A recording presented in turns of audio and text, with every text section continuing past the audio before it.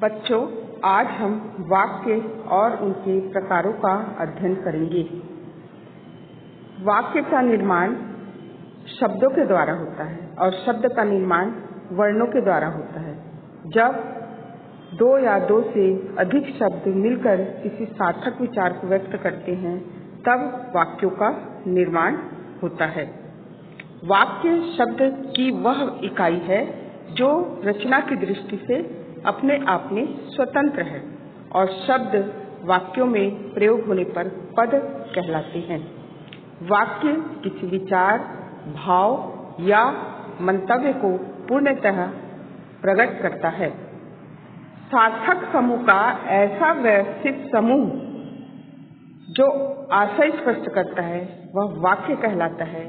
वास्तव में एक सार्थक विचार व्यक्त करने वाले पद समूह को ही हम वाक्य कहते हैं। जैसे रमेश 8वीं कक्षा में पढ़ता है।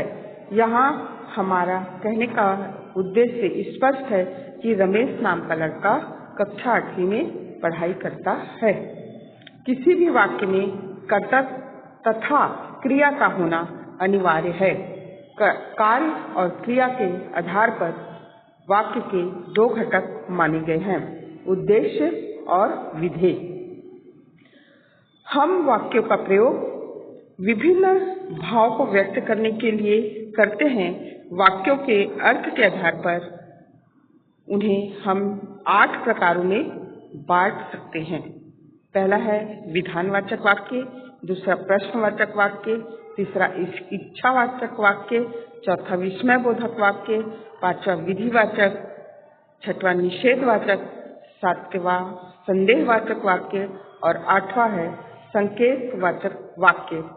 अब हम आगे इनका विस्तृत अध्ययन करेंगे। सर्वप्रथम विधानवाचक वाक्य। जिन वाक्यों में किसी क्रिया के करने या होने की सामान्य सूचना मिलती है, उन्हें विधानवाचक वाक्य कहते हैं। जैसे पूर्व दिशा से सूर्य उदय होता है। सूर्य पूर्व दिशा से उदय होता है। यहाँ सूर्य का उदय होना क्रिया बताया गया है कि सूर्य पूर्व दिशा से होता है।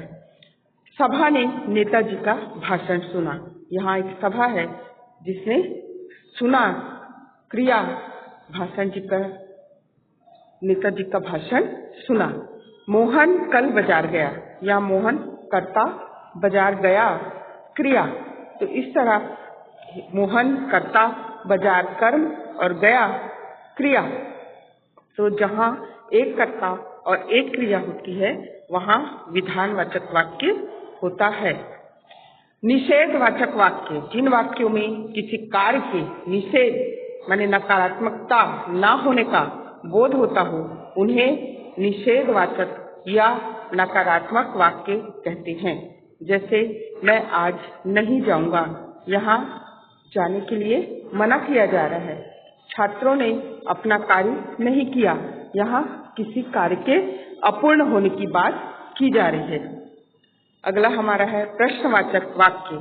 जिन वाक्यों में प्रश्न किया जाए, उन्हें प्रश्नवाचक वाक्य कहते हैं। इन वाक्यों में क्या, कौन, कब, किसका, कैसे, किस लिए, किस तरह आदि शब्द आते हैं।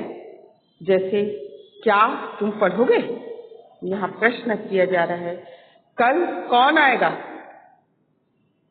आप कब जाओगे?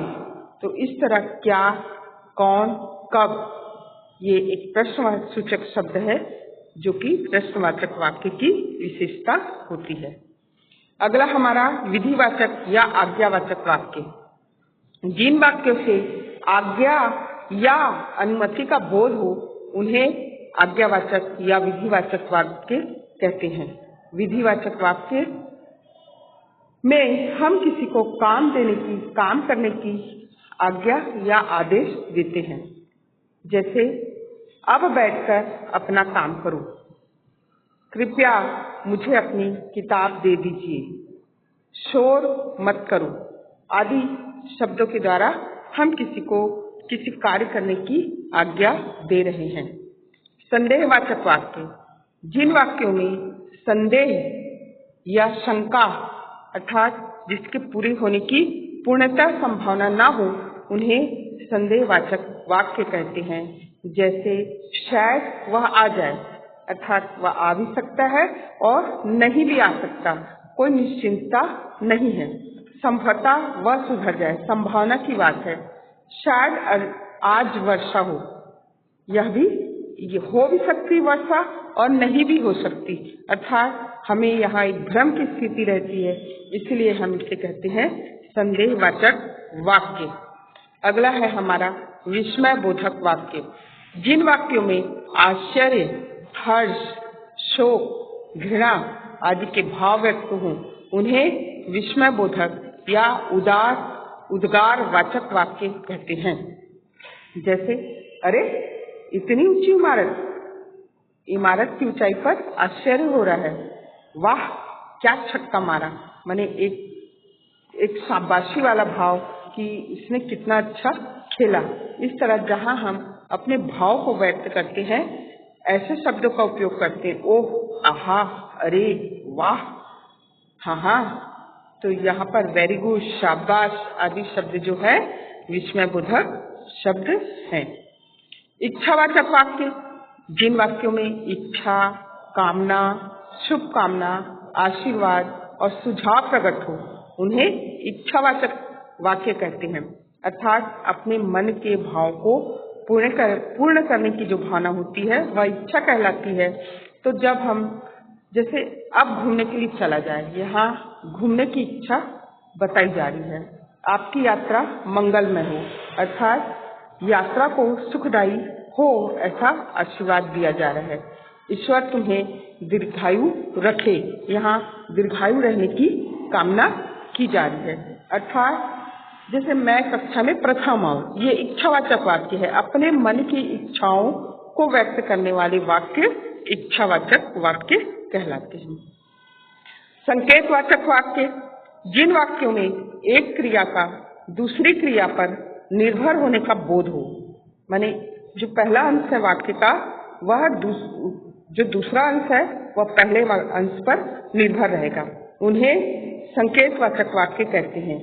इनसे कारण, शर्त आदि का बोध होता है। जैसे अगर वह चले, ये जाने की क्रिया होगी तब फिर दूसरी क्रिया होगी तो मैं अवश्य आऊंगा। अगर वह चले तो मैं अवश्य आऊंगा, अर्थात एक क्रिया जाने पर दूसरी क्रिया आना निर्भर है। मन लगाकर पढ़ो तभी पास होगे, जब पढ़ाई करोगे तभी पास होगे। यदि वर्षा हुई तो फसल अच्छी होगी, अर्थात वर्षा होने पर फसल टिकी हुई है, पढ़ने पर पास होना संभव है और किसी के जाने पर किसी का आना संभव है। तो इस तरह एक वाक्य में एक क्रिया दूसरे पर निर्भर हो तो वहां हम इसे संयुक्त वाक्य कहते हैं। इसके साथ ही हमारा जो वाक्यों का प्रकार